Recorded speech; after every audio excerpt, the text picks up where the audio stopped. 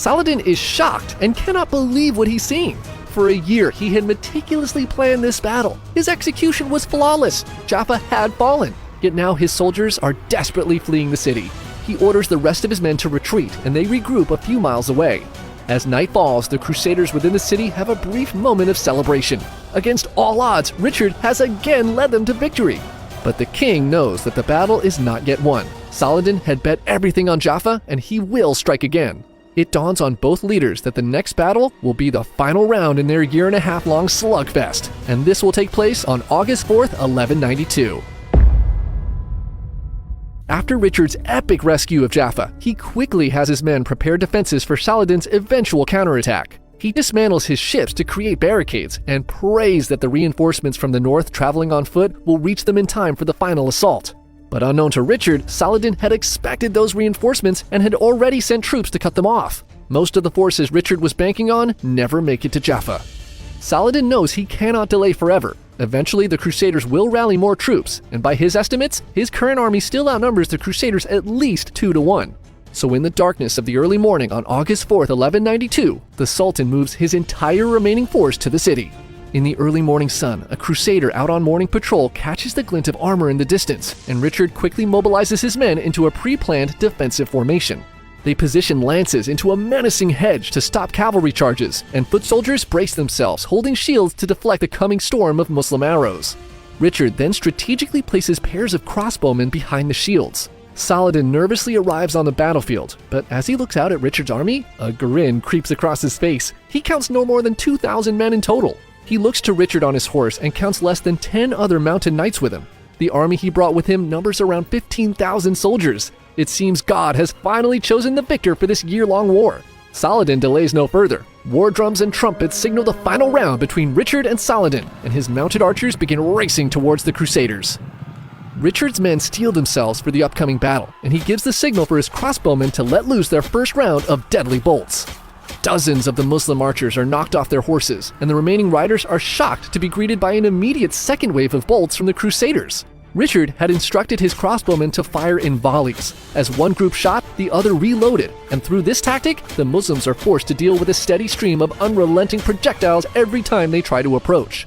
The Muslims try to bait the Crusaders into a charge by faking a retreat, but after the first battle, Richard has regained the full trust of his men and no one takes the bait. The only things that chase the retreating Muslims are crossbow bolts that find their way into their backs.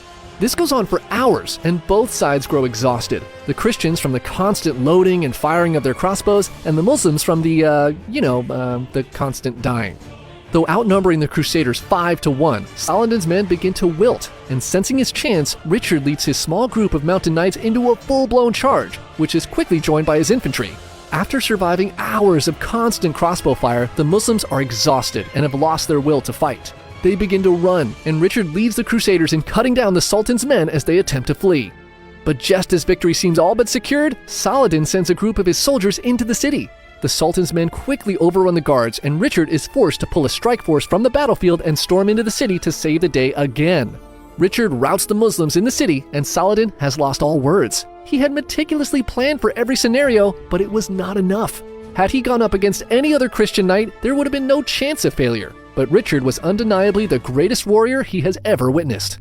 As the sun sets, the two exhausted armies pull back for the night. The Muslims had lost over 1,500 horses and 700 men, and the Crusaders had lost 2 but suffered many injuries in the battle. Richard had once again defeated Saladin in combat, but after a year and a half of constant fighting, the king's body finally hit its breaking point. At night, he breaks out into a debilitating fever that leaves him bedridden. Priests and other healers in the Crusader camp try their best to cure him, but Richard is so sick it looks like he might die.